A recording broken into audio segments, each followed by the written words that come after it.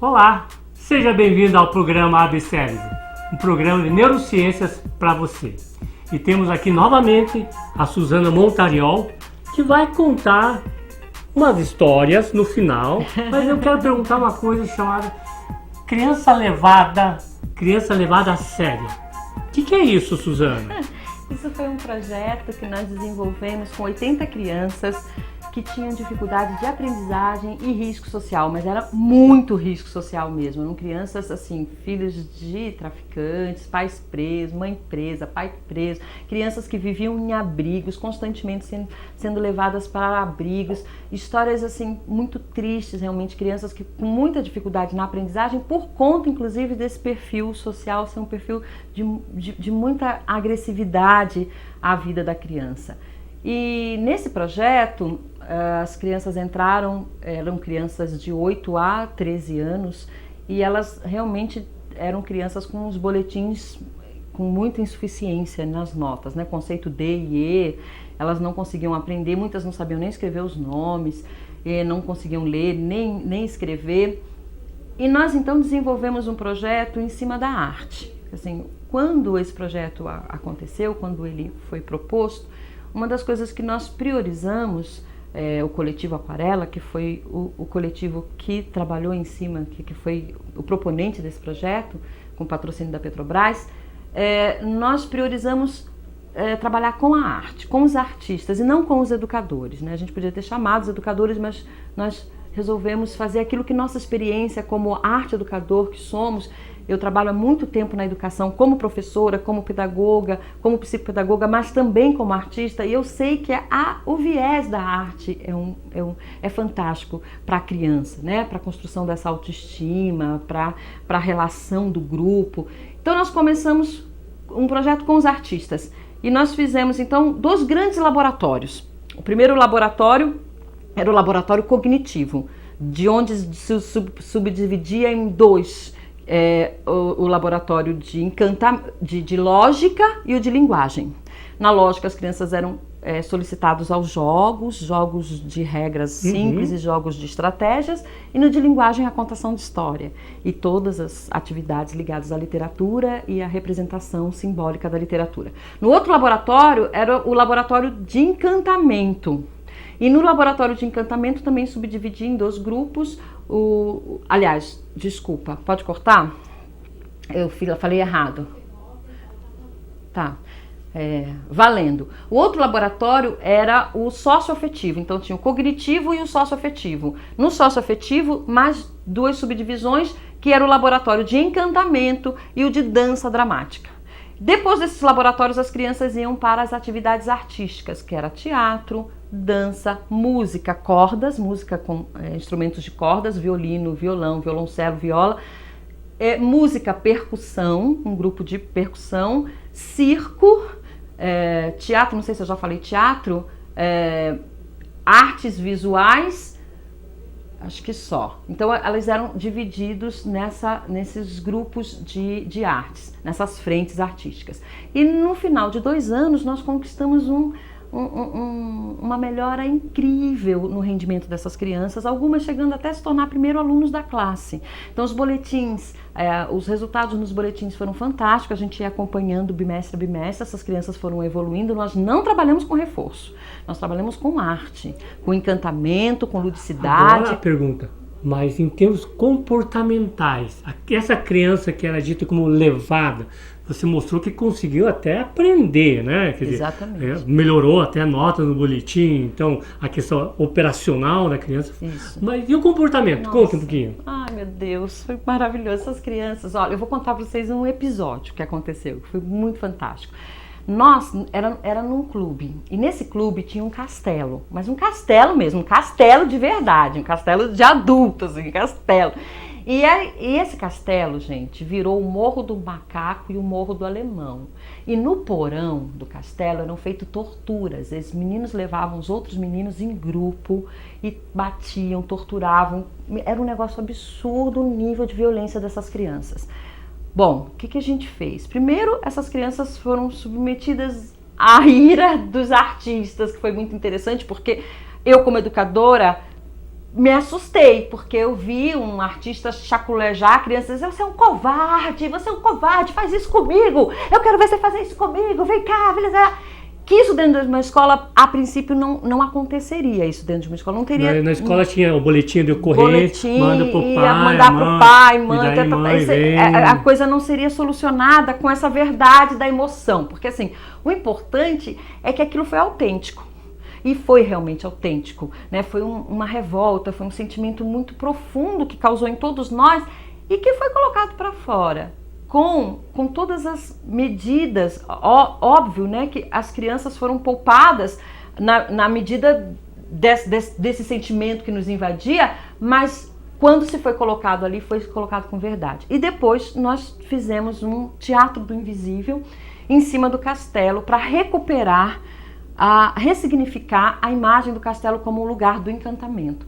E nesse teatro, né, onde as crianças não sabiam que estavam dentro desse espetáculo, elas eram artistas, atores, atrizes, mas elas não sabiam, porque o elemento surpresa, né, contou-se realmente com o elemento surpresa, esse espetáculo reverteu a ordem que estava sendo estabelecida. Então as crianças chegaram no clube para um dia de aula e alguém subiu nos ônibus e disse assim, aconteceu uma coisa muito, muito estranha, não vai ter aula hoje, os arte-educadores sumiram, eu não sei o que está acontecendo. Já as crianças começaram a ficar, nossa, o que é isso? E aí, vocês só vão fazer um lanche e vão embora. Na hora que eles desceram para fazer o lanche e ir embora, aparece outra pessoa correndo, tem alguma coisa no castelo, eu tô morrendo de medo. E as crianças vão meio assustadas, chegam no castelo, realmente tem uns sons de monstros, uns sons horríveis, imagens projetadas pelas paredes do castelo de monstros. E eu estava de fada no porão, totalmente amarrada, completamente amarrada, e começo a gritar. Quando eles entram no castelo, eu começo a gritar, socorro, me ajudem, o mal me aprisionou. As crianças correm, veem que eu estou aprisionada e vão ficando desesperadas, não sabem o que fazer, morrem de medo porque o mal tomou conta do castelo. E aí eles são levados a várias oficinas, mas eles não sabem, eles estão sendo levados por personagens, né? Onde eles vão desenhar o mal, cada um desenha aquilo que lhe incomoda e é queimado na pira do fogo. E aí vem então a deusa da purificação, que é a deusa da água, eles são purificados, passam pelo corredor da majestade, onde eles recebem a purificação. E aí depois eles recebem a coroa, o manto, e junto com todos os elementos sagrados que estão ali como seres encantadores para ajudá-los a vencer o mal, eles entram no castelo, pegam esse boneco, que é um boneco terrível, com os olhos acendem, feito de espuma, e queimam o mal também na pira do fogo. E aí um monte de balões com gás hélio são libertados, as crianças, a fada é libertada e a gente vai fazer uma roda, uma ciranda. E o resultado disso, gente, impressionante. Não teve mais violência. A violência zerou. Então, assim, é muito incrível. O último dia do nosso trabalho foi, assim, comovente, porque essas crianças todas, são 80 crianças em pranto, chorando, abraçando a gente, chorando, querendo continuar no projeto. Mas o projeto era realmente, a princípio, pensado para 2 anos. Dando tchau pelos ônibus, em prantos, a gente em prantos, as crianças em prantos. Uma coisa assim profunda, um relacionamento de amor, de cumplicidade, de afetividade, que eles não conheciam, que eles não sabiam o que era, que foi estabelecido, de muito respeito, porque assim, as leis, nós trabalhamos em cima da tábua redonda, liderança compartilhada. Então a tábua redonda e o rei, todos foi eleito, tudo com eleição, tudo com liberdade, tudo com democracia. Eles experimentaram o diálogo tão famoso de Paulo Freire, que a gente conhece há tanto tempo, né? Essa pedagogia do diálogo. Eles experimentaram o diálogo, a democracia, as escolhas, a construção da regra, a liderança compartilhada. E no final, essas crianças estavam assim completamente inseridas dentro do processo da escola. Foi um projeto belíssimo. Suzana, você é ousada, né? Vamos ver, se você contasse essa história, essa proposta numa escola, a pessoa ia falar que você é meio... Não bato bem na bola. Não bate muito bem, ainda tá no castelinho encantado. E de fato, né, se a gente olhar que as escolas estão tendo uma dificuldade muito grande em lidar com essas ditas crianças levadas. É verdade. E eu acho que eu vejo o seguinte, que as pessoas tentam repetir a mesma receita na expectativa que vai mudar. E não vai mudar, Não né? vai. Quer dizer, se faz a mesma coisa, o resultado vai ser sempre o mesmo. E Não... que você trouxe aqui, olha pessoal, é um exemplo de coragem, ousadia, né? De experimentar algo novo e com resultados. Com né? resultados. Que é surpreendente. Surpreendente. Melhorou a questão cognitiva, a questão comportamental. E isso não digamos que não é uma criança levada, são crianças que você falou de risco. De risco. Risco mesmo, é realmente impressionante. Eu acho que é uma pena que talvez essas iniciativas, né, não sejam contínuas, né? Não seja. Não sejam porque contínuas. ela realmente, para ela acontecer dentro da escola, precisa se repensar o modelo da escola. Exatamente. Né? Porque ela é uma iniciativa, a princípio, cara, Sim. né? Porque são artistas. Não, ali a gente trabalhou com artistas de verdade. Então, o circo era representado por artistas de circo, o teatro era representado por diretores de teatros e atores, a arte de contação de história era representada por grandes contadores de histórias, e assim sucessivamente. Então, assim, a música era representada por músicos de excelente... então, assim, essa excelência toda... Quando ela chega nos valores, então a escola acaba não tendo condições de abraçar um projeto desse. E só que assim, o que a gente percebeu é que dentro dessa proposta, o que poderia ser viável para a escola é exatamente abrir o espaço para a arte. Mas não a arte técnica, essa arte de fazer, não. Essa arte que possa vir de fora, que não tenha nenhum compromisso com o espaço da educação, que tenha um compromisso realmente com uma verdade artística. E isso realmente faz diferença. É verdade. Suzana, e a história?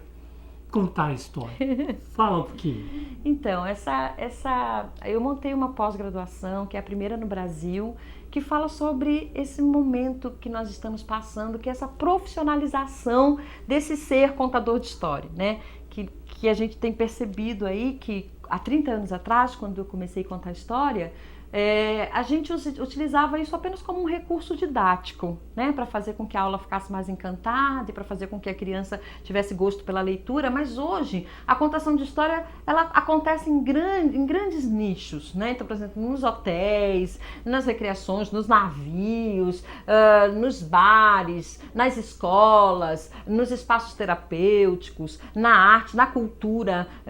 Então, cresceu, teve uma dimensão, então a gente tomou um cuidado de profissionalizar isso, né? De fazer com que esse contador de história tenha esses olhares todos, possa dominar esses nichos. Agora, para a educação, o que eu falo como contadora de história e como educadora que sou, é que o que nós pretendemos fazer é exatamente trazer a criança interna de cada um, porque o que aconteceu com a educação é que nós perdemos o encantamento. O momento de estar com a criança não pode ser o momento de estar eu adulto e você criança, né? Nós temos que estar ali, a minha criança e a sua criança, porque quando isso acontece, a minha criança e a sua criança, nós entramos no estado de encantamento. Mas recuperar essa criança do educador ainda é um processo muito difícil, porque é necessário que as amarras se soltem, é necessário que a armadura caia, que a gente perca um pouco dessas defesas, que a gente pare de se defender. É preciso que a gente realmente abra o coração e permita-se brincar, se encantar, ser feliz, porque esse medo, como já dizia Gonzaguinha, esse medo de ser feliz é inerente, a gente morre de medo da liberdade. Nós temos esse medo por uma herança cultural, mas a gente pode romper isso, não é difícil. E a ideia é essa, fazer com que a arte, a educação, o encantamento, a fantasia, a poesia tome conta do nosso corpo para que ele possa, então, ser espalhado, ser disseminado aí pela educação afora. Vamos ser felizes. Suzana, para a gente encerrar, eu queria que você contasse uma pequena história para nós. Conto sim. Vem, pode descer, não tem medo não, vem. Nossa! Olha! Que coisa mais linda! Vocês estão vendo? Ah, é uma estrelinha. Tá bom. Eu vou contar. Segura pra mim. Obrigada. Era uma vez uma estrelinha que tinha medo do escuro. Imagina, dizia a mãe. Uma estrela não pode ter medo do escuro. Imagina, dizia o pai, um estrelão, ó, daqui. Uma estrela não pode ter medo do escuro. Imagina, dizia o sol, o chefe de todas as estrelas. Uma estrela não pode ter medo do escuro. Mas o fato é que aquela estrelinha tinha medo do escuro, sim, e vivia na sua nuvenzinha com todas as luzes acesas, a televisão ligada, o rádio ligado, o micro-ondas ligado, o liquidificador ligado, a batedeira ligado, o computador ligado, o notebook ligado e ainda por cima chupando o dedo. Quando o sol ia dormir, ele apagava a luz e abria a porta da noite. Abria a porta da noite por onde todas as estrelas entravam. E todas entravam, menos uma, aquela que tinha medo do escuro. A mãe da estrelinha começou a ficar muito preocupada, porque a estrelinha estava com medo da sua própria missão, da sua própria vocação. Como pode alguém ter medo daquilo que veio fazer? E nessa preocupação, a mãe da estrelinha resolveu chamar a psicóloga lá do céu, porque lá no céu também tem psicólogo, não é só a Sueli a destra aqui não, é a Dona Lua. E a Dona Lua era tão jeitosa, sabia falar com uma voz doce, meiga, uma voz que parecia música. E a Dona Lua então foi lá conversar com a estrelinha e disse assim: estrelinha, estrelinha, vem brilhar no céu. E a estrelinha respondeu: não vou não, não vou não, tenho medo da escuridão. Não vou não, não vou não, tenho medo da escuridão. Mas a Dona Lua, gente, ai, ela era tão jeitosa. E ela disse assim: estrelinha, estrelinha, preste atenção no que eu vou te dizer. É o escuro que foge de você quando sua luz começa a aparecer. É o escuro que foge de você quando sua luz começa a aparecer. E pegou a estrelinha pela mão e abriu a porta da noite. E as duas entraram, pé ante pé, bem devagarinho. E como a estrelinha tinha a missão de brilhar, era essa a sua vocação, ela entrou no escuro. Assim que ela botou o pé na noite, sabe o que aconteceu com o escuro? O escuro foi ficando cada vez mais para longe, cada vez mais para longe, cada vez mais para longe. E a estrelinha aprendeu uma lição. Quando a gente tem luz no coração, precisa ter medo do escuro? Não. Estrela, estrela, como um ser assim, tão só e nunca sofrer, brilhar, brilhar, quase sem querer, deixar ser o que se é, no corpo nu da constelação estás sobre minhas mãos. É bom saber que és parte de mim, assim como és parte das manhãs.